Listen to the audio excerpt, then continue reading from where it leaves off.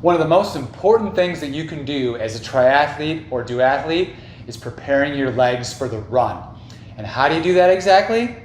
A little thing I like to call a transition run. Well, actually I didn't call it that, other people call it that, but that's what it's called, a transition run.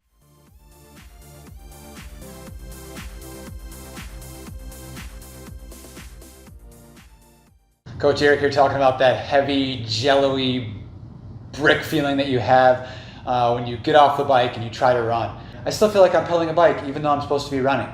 So I've actually had athletes tell me that they have to walk the first part of the run course, or that they even run slower than they know that they can because of that feeling. And so I'm here to tell you that that feeling is going to be there no matter what, no matter how many races you do, but it's a matter of how quickly does it go away, and can you get used to it faster by training? And the answer is yes. How you do this is through transition runs, which by definition, we're going to call that a 10 to 15 minute run after you do your regular bike workout. Now this takes a little bit of planning because you've already gotten all your gear for the bike ride you just did, but before you head out on the bike, you got to lay out your run gear and make sure that's all there, because one of the main goals of these transition runs is to literally transition as fast as possible from the bike to the run. So having the clothes for the run laid out is really what you want to do here. Now, this also can be a great chance to practice your transition, because if you have all this stuff laid out on the ground like you would in a race, then you're kind of practicing two things at one time. Now, you can't always do that. I don't always do that, but sometimes I'll even come into the house and actually change because I'm wearing bib shorts from a longer bike ride. I don't want to wear my racing tri shorts all the time. So I come in, stuff's laid out, quick do a change, and then I head back outside for the run. Laying out your stuff seems so simple and minor, but it really is important because it tells your brain before you even start any workout that you are going to bike, and then you're going to come back and change into run clothes. There's definitely been times, myself included, where I came back from a hot bike ride, I thought it was a good workout, and as soon as I get home, stuff's not laid out, and my mind's like, you don't really need to go for a run. That was a great bike. Or, it's only 10 minutes. What's a hurt if you miss it? Well, it may not hurt me, but it's certainly not helping me. And what I'm telling you, if you get out there and do that 10-minute transition run, your legs are going to adapt to that and you're going to have a faster run. So then when you come back from your bike ride and you don't feel like running, but your stuff's already laid out to run, well, you might as well run. Your stuff's already laid out. What are you going to do? Just go put it away? No. Put it on, go run. And so not only can it help you get used to that rubbery feeling in your legs, but this is also a great chance to get in another short run where if you're running 2 days a week or 3 days a week, this is an additional day where it's not a long run, but you're still doing even that 10 to 15 minutes of running, you're still strengthening the tendons and the ligaments. And so really, in a way, it could be some of an injury prevention by adding that very easy additional day of running. Okay, bike gear's on, running clothes laid out, you go and do your regular bike ride.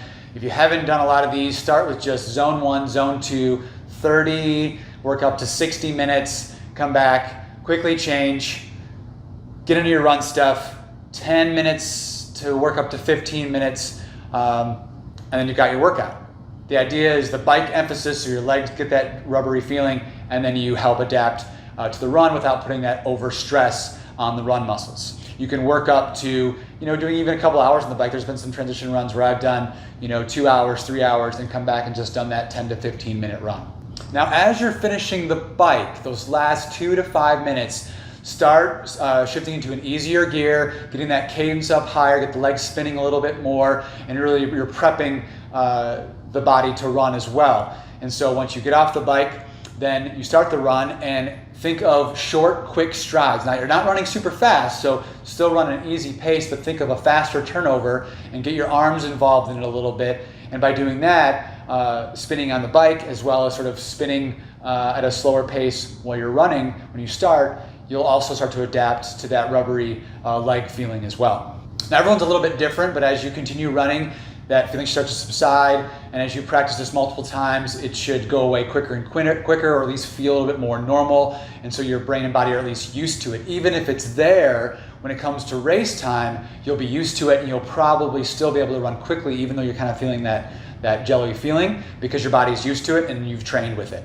So do these about 2 times a month, even progress up to once a week, especially as you get within the last 2 months of your race to get that really race-specific training, and perhaps work into the distance that you're going to be on the bike. So if that's going to be an hour and a half on the bike, for example, maybe work up to that with just, again, that easy 10-minute run, so you're not overexerting the run muscles.